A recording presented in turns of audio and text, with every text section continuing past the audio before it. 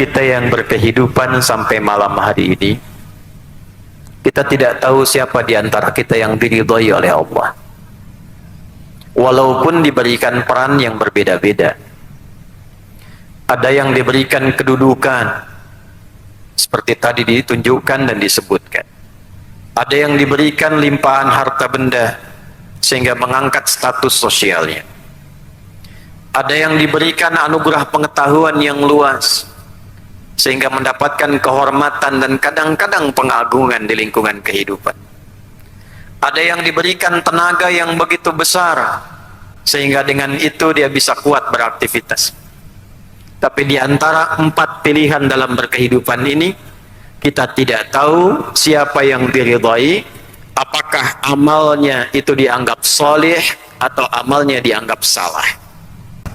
Quran surah Al-Mulk di ayat yang kedua.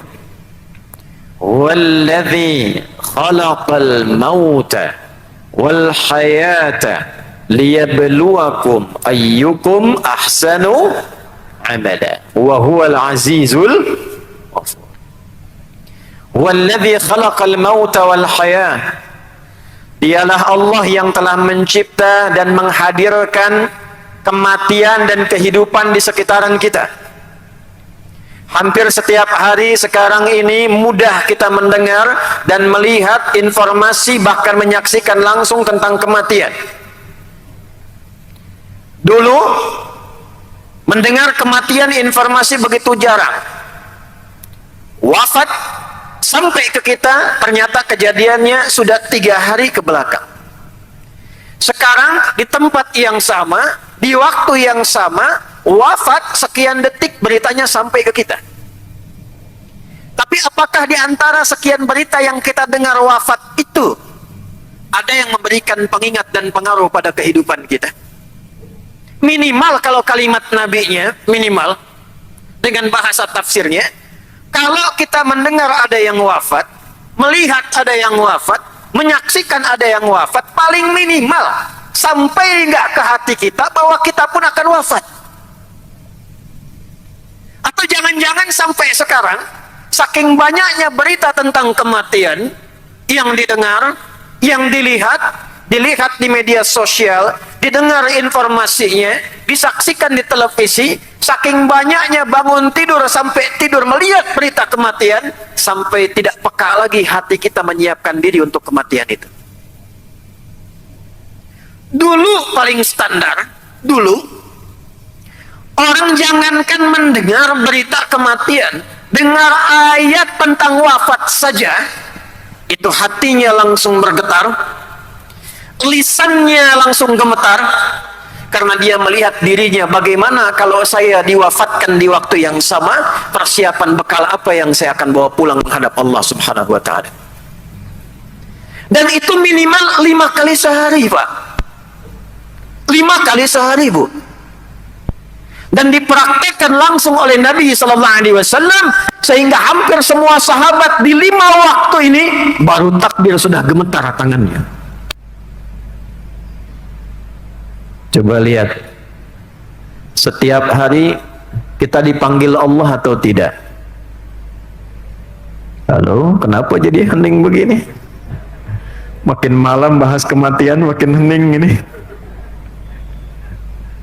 Setiap hari dipanggil Allah tidak?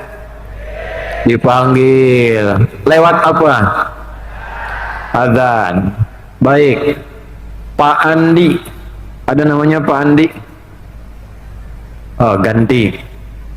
Pak Tony ada? Ada. Ganti. Ini pasti nggak ada. Suneo. Pasti nggak ada ya? Suneo dipanggil Allah. Apa artinya? Oh, nggak ada yang jawab tuh. Adi Hidayat dipanggil Allah. Diumumkan di pengeras suara, telah dipanggil Allah Subhanahu wa ta'ala. Bapak Fulan bin Fulan, Ibu Fulanah bin Fulanah, dipanggil Allah. Apa artinya? Kita tiap hari diingatkan lewat telinga kita, diperdengarkan di telinga. Telinga bahasa Arabnya udhun, jamaknya disebut dengan azan. dipanggil lewat azan, Allahu Akbar, Allahu Akbar. Dinamakan azan karena lafaz ini satu-satunya lafaz di muka bumi yang akan terus didengar oleh manusia selama masih punya pendengaran. Dan lafaz ini tidak pernah berhenti 24 jam semuka bumi. Itulah sebabnya kenapa waktu sholat di muka bumi berbeda-beda. Dari Banjarbaru ke Banjarmasin beda sekian menit. Dari Banjarmasin balik ke Batu Licin beda sekian menit. Dari Kalimantan ke Sumatera beda waktu. Sumatera ke Jawa beda waktu. Dari Indonesia ke Malaysia berbeza. Dari Asia Tenggara ke Asia umumnya berbeda. Sampai ke Amerika, ke Eropa. Di antara hikmahnya untuk diperdengarkan lafaz adzan 24 jam tanpa henti. Di mana ada lafaz diperdengarkan 24 jam, mengisi seluruh lapisan kehidupan di bumi. Kalau ini karya manusia mustahil bisa diperdengarkan. Karya ini kalau karya manusia mustahil bisa tahan 24 jam. Sejak didengungkan 15 abad yang lalu sampai sekarang azan tidak pernah padam 24 jam. Tapi panggilan azan itu mengajak kita menunaikan sholat, menghadap Allah. Saat menghadap itulah, perhatikan ayatnya berbunyi. Quran surah kedua Al-Baqarah di ayat ke-45 sampai 46. Wasta'inu bis-sabri was-salah wa innaha lakabiratun illa 'alal khashi'in. Dan jika kalian punya masalah dalam hidup, terima dulu, tangkap dulu dengan sabar, karena tidak ada orang hidup yang tidak punya masalah. Setiap orang hidup pasti punya persoalan. Masalah itu dikirimkan oleh Allah bukan ingin membuat kehidupan kita bermasalah, tapi ingin meningkatkan kualitas kehidupan kita. Ingat Quran surah 2 ayat 155. Wala nabluwannakum bisyai, dan aku berjanji, aku pastikan setiap orang yang hidup, kata Allah, aku akan berikan ujian dalam hidupnya untuk mengangkat kualitas hidupnya. Jadi mustahil ada orang yang hidup yang tidak diuji, itu mustahil. Mafhum mukhalafahnya, pengertian terbaliknya, kalau ada orang yang tidak ingin punya masalah, artinya tidak ingin hidup. Saya tanya ibu yang di sini nih, Bu, ingin punya masalah atau tak ingin punya masalah? Bilang ingin, takut nggak sanggup. Nggak ingin, takut nggak hidup. Ini rumusnya, terima dulu. Nanti Allah kirimkan masalah itu sesuai kebutuhan kita, sesuai doa kita. Jadi asal fikih di Qur'annya, masalah itu turun bukan ingin membebani kita, tapi Anda berdoa, dikirimkan jalan doanya lewat ujian itu. Anda sekolah, saya sekolah, ulun sekolah, ingin lulus dari SD ke SMP. Ulun doa, ya Allah ingin lulus. Caranya bagaimana? Lewat ujian. SMP mau naik ke SMA, ya Allah ingin lancar, lulus, ingin pintar. Bagaimana cara Allah mengabulkan itu? Ikhtiarnya lewat ujian. Kalau tidak dijalani, masalah. Itu kemarin ada rapot diutak-atik kan jadi nggak lulus. Kenapa? Karena jembatannya tidak diikuti. Dan tidak mungkin Allah menitipkan masalah, ujian, di luar batas kemampuan kita. La yukallifullahu nafsan illa usaha. Jadi kalau Anda malam hari ini punya masalah, seberat apapun, itu artinya hanya Anda yang dipercaya oleh Allah untuk bisa mengatasinya, dan itu sesuai dengan doa yang kita mohonkan kepada Allah. Jadi kalau ibu yang punya masalah, bukan saya, artinya hanya ibu yang sanggup menjalaninya. Dan maslahatnya kembali kepada ibu, bukan pada yang lain. Bagaimana supaya cepat menyelesaikannya? Wassalah, bawalah itu dalam sholat. Karena itulah dalam sholat kita katakan, iyyaka na'budu wa iyyaka nas. Ya Allah, sekarang hamba ini sholat, sekarang hamba menghadap, dan kau katakan bawa masalahmu untuk minta pertolongan. Sekarang hamba hanya minta pertolongan kepadamu. Kenal Nabi Zakaria? Ayo bilang kenal, saya pulang. Saya pernah mengisi di Pekanbaru. Ada yang kenal Fir'aun, Pak? Saya tanya, kenal Fir'aun? Kenal. Saya langsung gemetar mau nutup itu. Nabi Zakaria, istrinya divonis, maaf, secara medis tidak mungkin punya keturunan. Divonis monofos dan mandul, secara klinis mustahil. Ternyata bagi Allah tidak ada yang mustahil. Dikabulkan doanya, Allah izinkan mengandung, melahirkan, bahkan diberi namanya langsung diberikan oleh Allah Yahya. Kapan dikabulkan doanya? Saat sholat dan berdiri dalam sholatnya. Ali Imran ayat 39. Fanadathul malaikatu wa huwa qa'imun yusalli fil mihrab. Sedang berdiri dalam salatnya, doa kepada Allah, minta diberikan keturunan, dikabulkan doanya karena khusyuk salatnya. Sekarang cara khusyuk bagaimana? Dan apa kaitan dengan pembuka tadi kita di awal? Di surat Al-Mulk tadi. Maka ayat ke-46-nya mengatakan rumus khusyuk. Sebetulnya tidak perlu pakai pelatihan.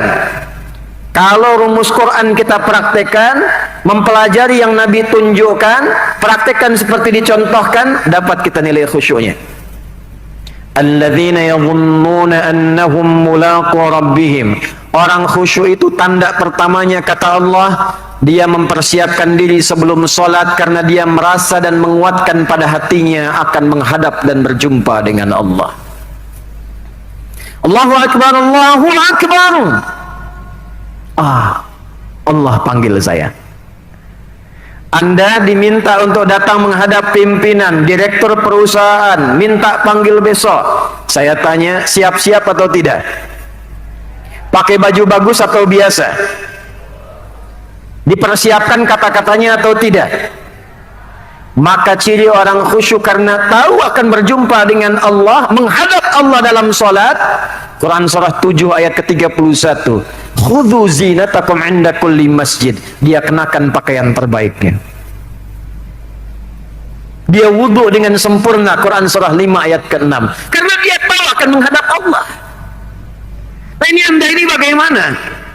Dipanggil manusia, persiapan jauh dari rupa.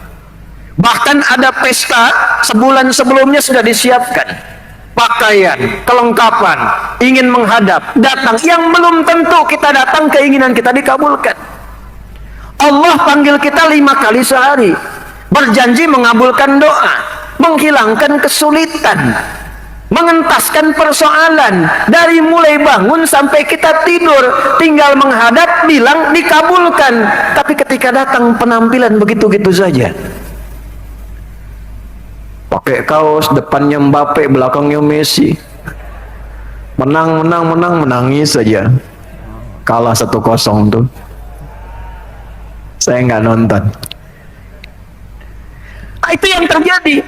Kalau sudah siap, datang menghadap ke arah kiblat, lihat poinnya. Wa annahum ilaihi raji'un. Dan dia menghadap ke arah kiblat lalu memantapkan kepada hatinya, annahum ilaihi raji'un. Saya tanya, kalau kita mendengar kalimat inna lillahi wa inna ilaihi raji'un, ilaihi raji'un, artinya apa?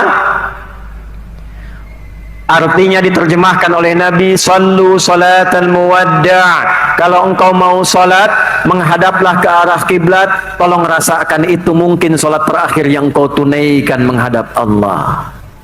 Mungkin itu saat sujud engkau pulang kepada Allah. Mungkin saat ruku engkau kembali kepada Allah.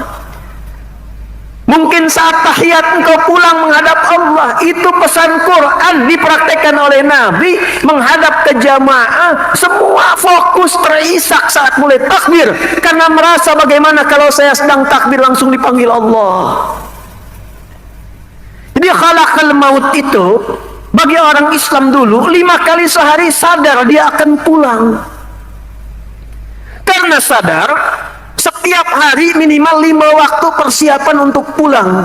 Liyabluwakum ayyukum ahsanu amala. Subuh mau ke zuhur, pikirannya bukan sekedar dunia. Dunia hanya wasilah, tapi yang Allah titipkan kepada saya, kalau zuhur saya pulang, bekal apa yang saya bawa? Zuhur nunggu asar, kalau asar saya pulang, bekal apa yang saya bawa? Sahabat dulu begitu. Jadi ketika disebutkan kematian, bahkan dibawa dalam nilai salat, baru mulai bertakbir. Itu Abu Bakar As-Siddiq. Baru disebutkan takbir nama Allah, Allahu Akbar. Farafa'a yadaihi hadwa mankibaihi. Nabi mengangkat tangannya sejajar dengan bahunya. Di riwayat Abu Daud, fayaqulu Allahu Akbar.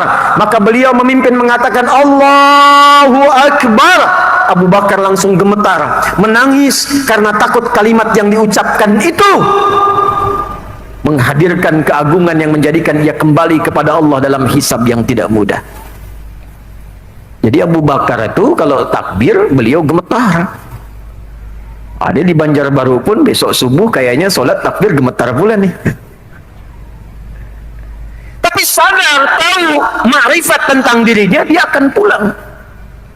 Nah sekarang tiap hari diperdengarkan di telinga kita, baca kita berita, bahkan diulas, ini si fulan yang menyolatkan sekian, ini yang mengantarkan sekian, ini ahli sekian, yang ini ahli baca Al-Quran, yang ini ahli tahajud, yang ini suka mengajar, yang ini dermawan suka sedekah, ditampakkan di hadapan mata kita. Pertanyaannya, berapa informasi itu yang merubah diri kita menjadi lebih baik?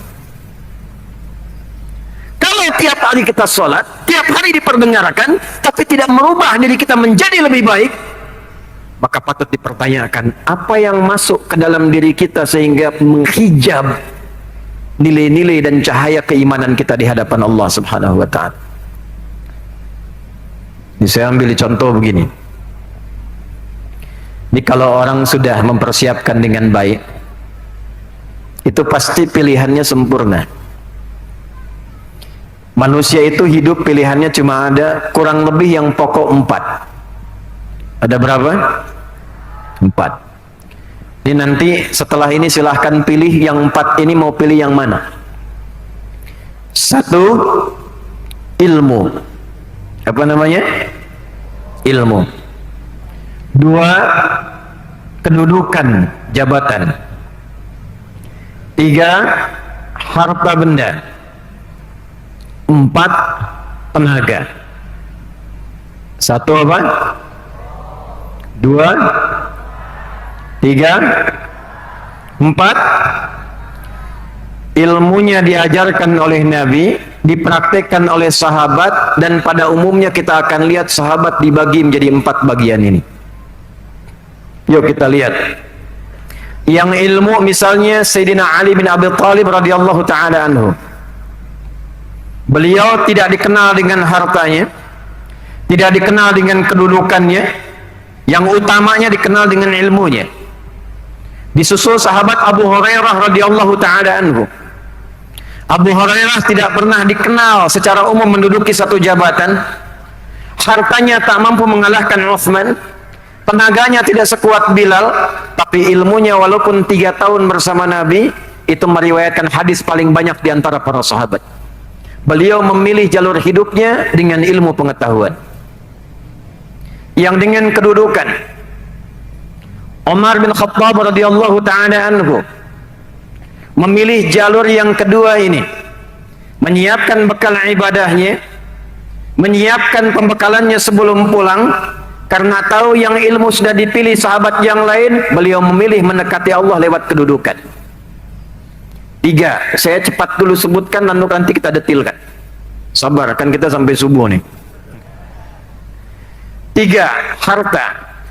Utsman bin Affan radhiyallahu ta'ala anhu, Abdurrahman bin Auf radhiyallahu ta'ala anhu, Talha ridwanullahu alaihim jami'an.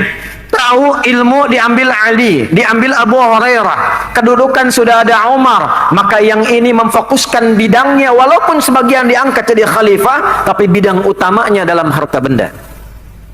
Sehingga Anda tidak pernah mendengar kalau Nabi ada kalimat siapa yang mau berjihad dengan harta, maka mereka tampil lebih dulu dibandingkan yang lainnya. Bilal bin Rabah, tidak pernah viral bahwa Bilal itu crazy rich di zaman Nabi, tidak ada.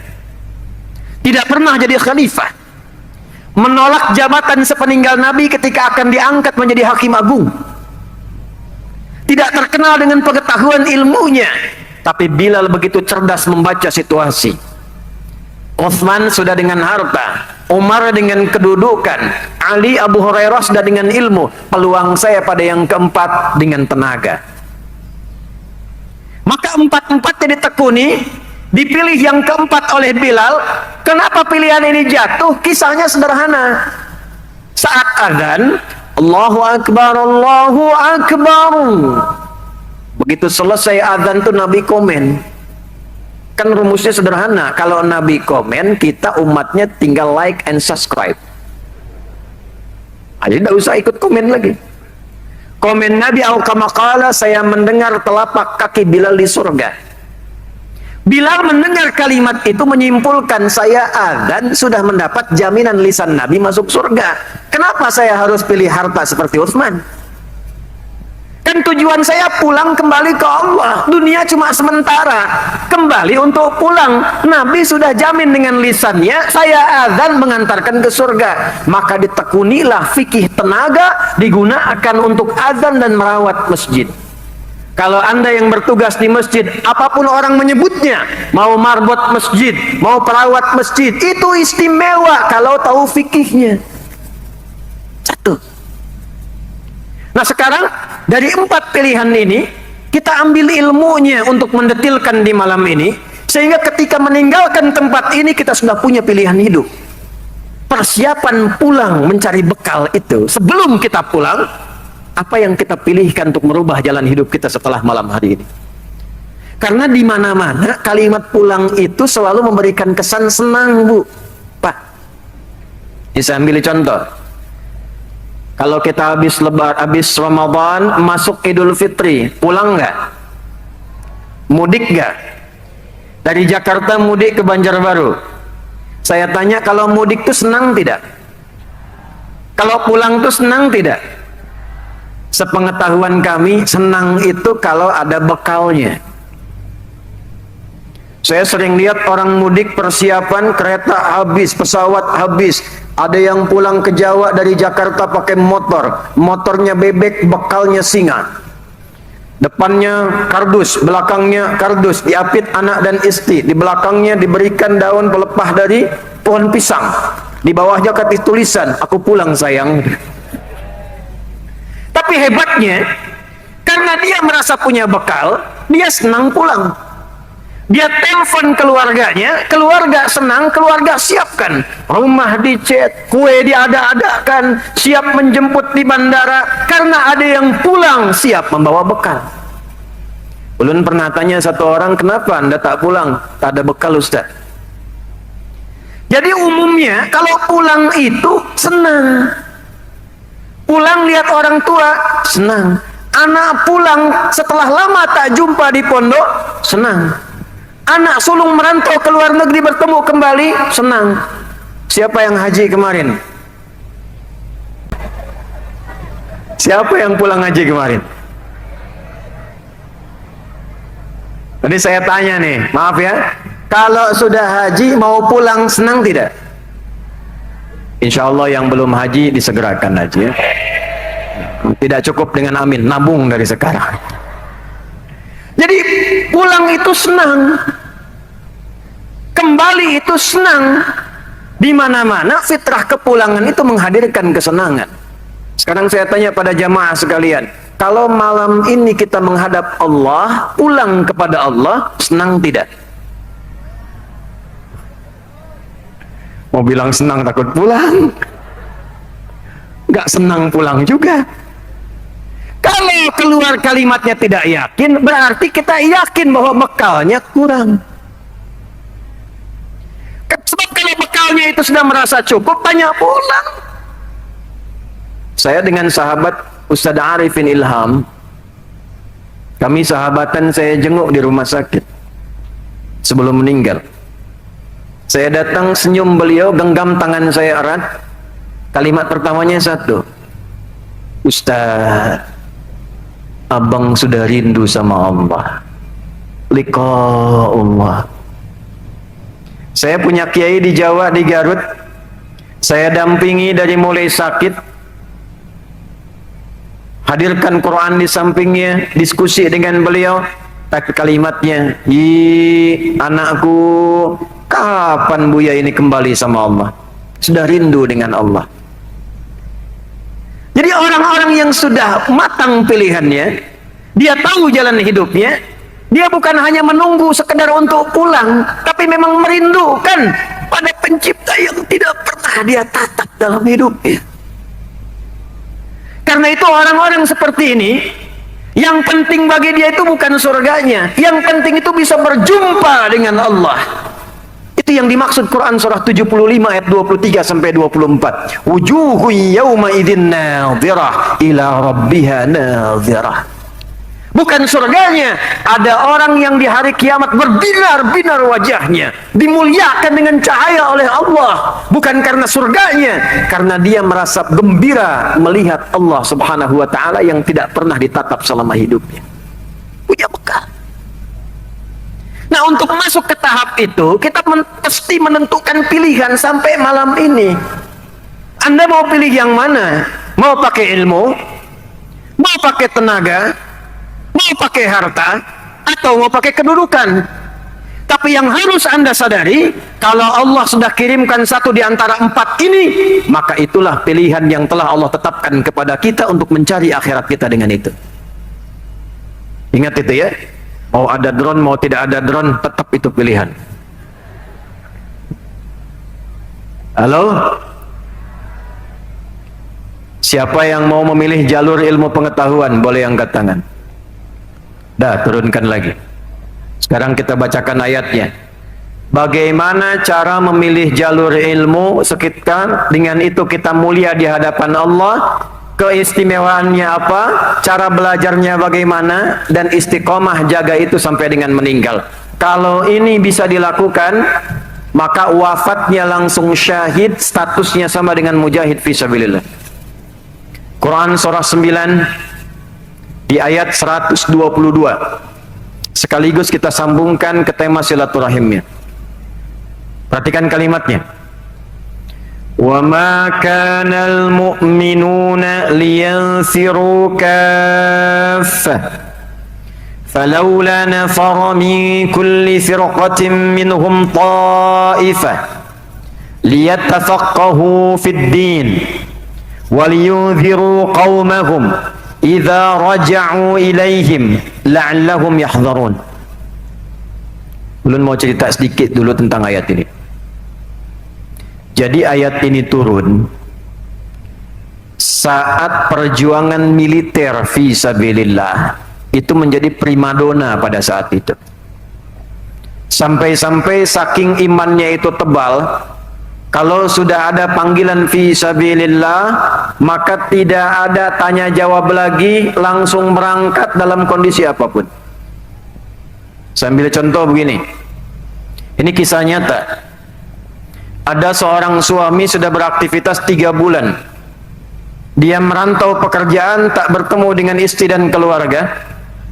Sampai pulang ke rumah, bertemu dengan istri, sudah cium tangan, sudah mandi, sudah makan, sedang diskusi, tiba lewat di samping rumahnya terdengar kalimat nada munadi lil jihad.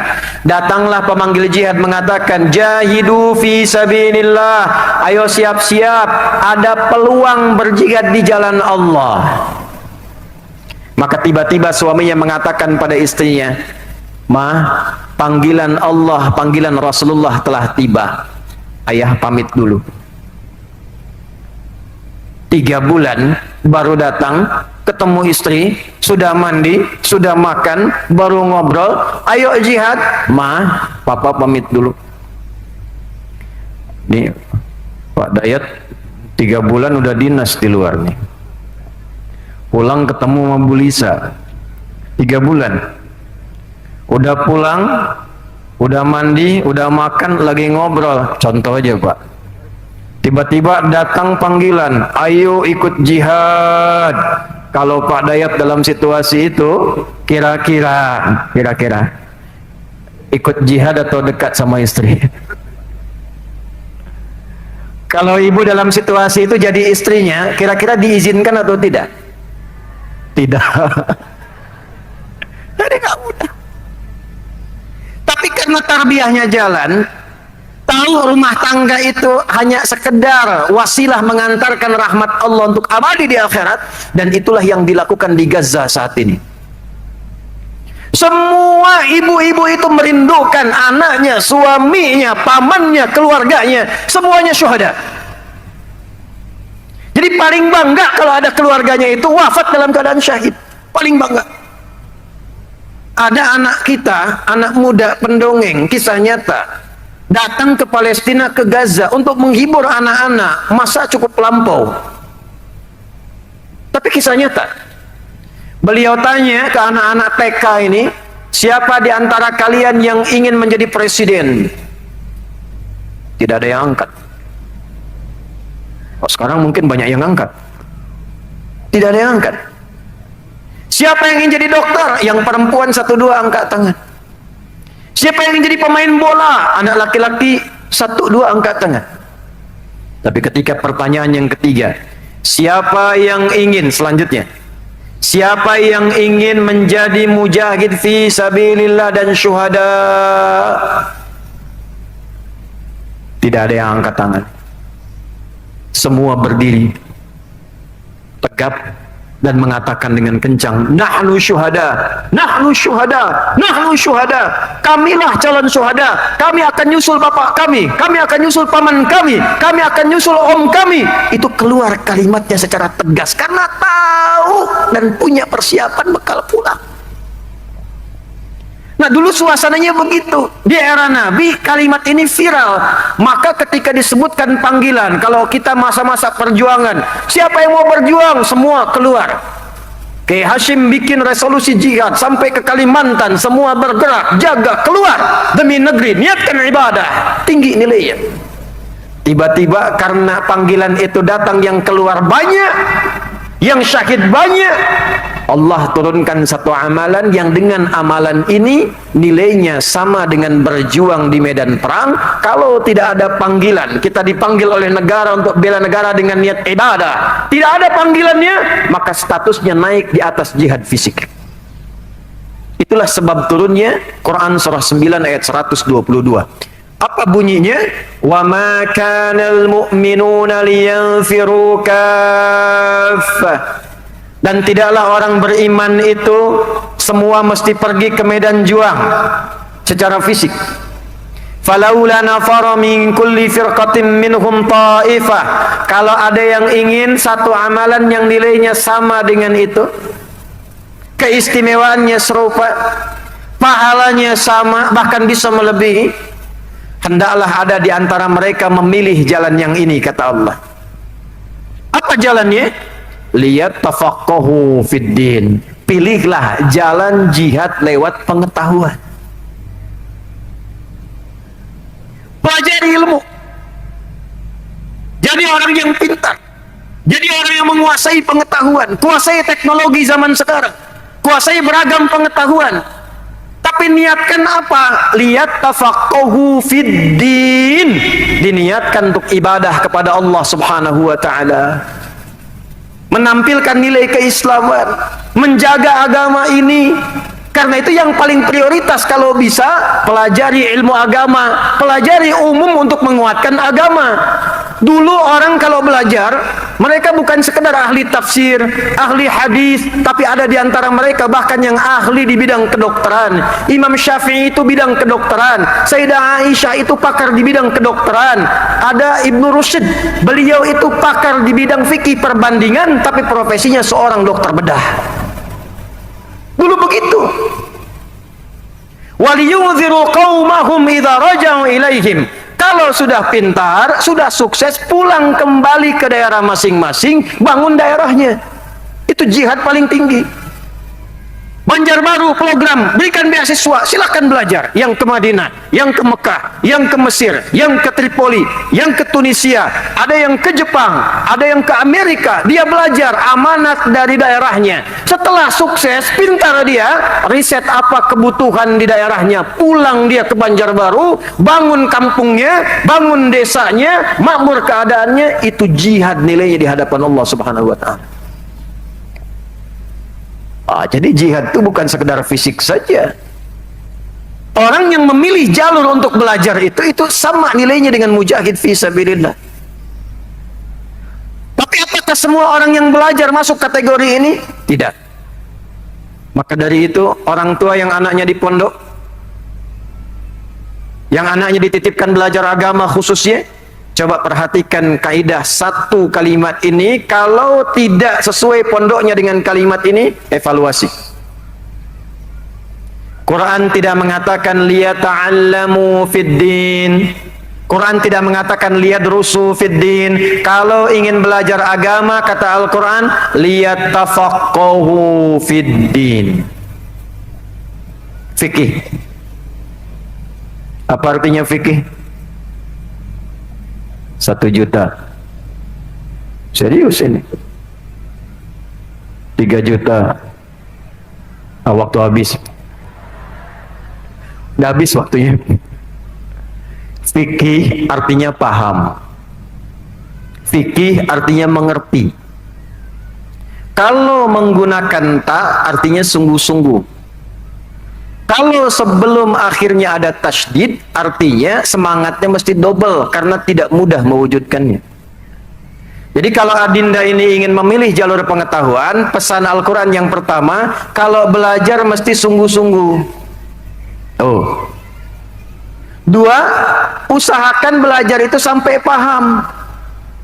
Jangan cuma datang ke kelas, kadang duduk paling belakang, tidak pernah nanya, selesai kemudian pulang, yang penting lulus ujian. Besok mau ujian, baru pinjam catatan teman. Ingat kata-kata saya ini ya, ingat ini. Orang Indonesia itu alhamdulillah, yakin ini baik-baik, dianugerahi oleh Allah kecerdasan yang sangat luar biasa. Saya di Tripoli diangkat jadi Aminul Khutbah, pemimpin para khatib dan imam yang ada di sana, distrik Sawani. Tiba-tiba satu saat mendapatkan aduan dari siswa Afrika. Ya Syekh, Indonesia muskilah katanya. Syekh, orang Indonesia ini bingung saya. Mau bika, saya bilang, kenapa? Ini saya mau ujian 2 minggu lalu.